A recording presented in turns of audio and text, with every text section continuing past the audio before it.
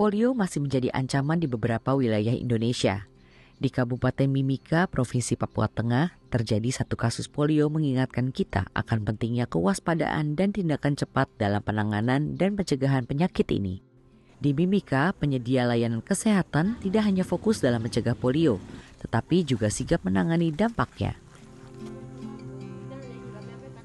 Begitu Dinas Kesehatan dan Puskesmas Karang Senang menerima kabar seorang anak di wilayah kerjanya terjangkit polio dan mengalami kelumpuhan, tim Puskesmas langsung bertindak. Langkah pertama mereka adalah membangun kepercayaan keluarga anak tersebut untuk mendapatkan intervensi penanganan kasus ini. Anak yang kena polio itu segera direhabilitasi karena ketika dia kena polio menyebabkan lumpuh layu. Itu petugas kami pergi ke Dukcapil membuatkan kartu keluarga supaya segala pengobatan di rumah sakit itu gratis. BPJS pun belum punya, jadi sekarang kita sudah uruskan. Dengan adanya dokumen kependudukan dan BPJS, keluarga anak tersebut tidak dikenakan biaya rehabilitasi dan pengobatan. Namun tantangan berikutnya ialah jarak 15 km dari rumah ke RSUD Kabupaten Mimika.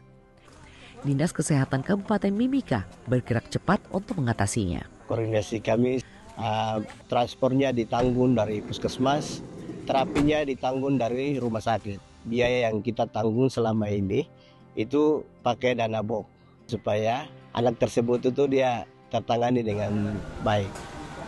Berkat koordinasi tersebut, anak yang didiagnosis polio tersebut bisa mendapatkan antarjemput dari puskesmas dan ditangani secara cepat di RSUD. Tujuan dari rehabilitasi medik ini untuk memperbaiki kelumpuhan yang terjadi tidak terlalu berat.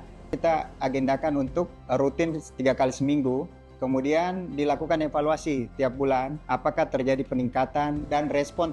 Ternyata hasil dari refleks fisiologis maupun kekuatan otot mengalami perbaikan.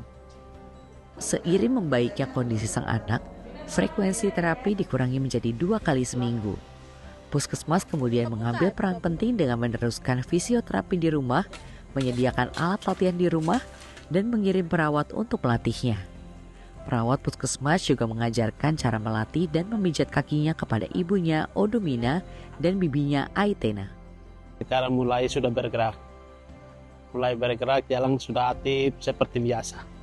Jadi dia bisa main, dia bisa makan, dia bisa seperti semula, dan bisa seperti aktivitas seperti biasa. Terima kasih banyak dalam pelayanan ini.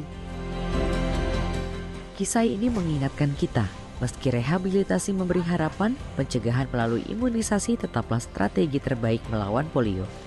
Pemerintah pusat dan pemerintah daerah di seluruh Indonesia terus berupaya memastikan setiap anak mendapatkan perlindungan melalui imunisasi lengkap.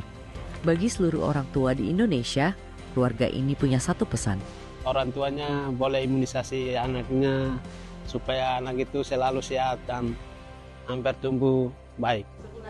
Lindungi anak-anak kita dari polio dan penyakit-penyakit lain yang dapat dicegah dengan imunisasi dan pastikan anak-anak kita mendapatkan imunisasi lengkap. Penanganan cepat dan tepat harus segera dilakukan kepada anak. Untuk informasi lebih lanjut, kunjungi puskesmas dan posyandu terdekat.